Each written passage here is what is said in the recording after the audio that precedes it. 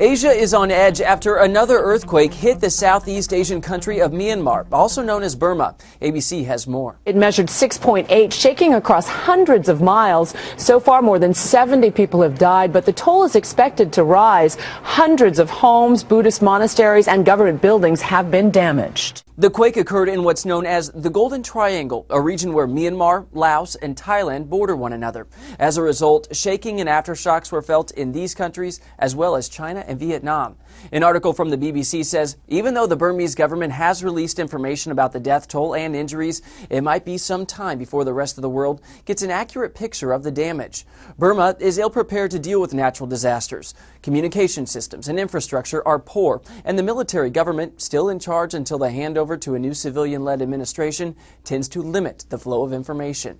And a writer for Time notes, the current government has a history of questionable crisis response.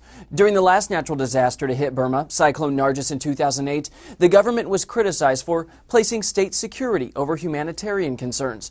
During the 1980s, a large section of the city of Mandalay was destroyed by fire, but news did not reach the outside world until a Western journalist traveled there nearly 5 years later. But a writer for the Christian Science Monitor focuses on the potential economic impact of the quake and says financial consequences will be limited. Aside from agriculture and limited tourism, the only other industry of note in the so-called Golden Triangle is opium, and that has been in decline for more than a decade. What remains of the drug industry serves Asia. Illegal though it may be, the industry would feel the same effect as legitimate manufacturers would.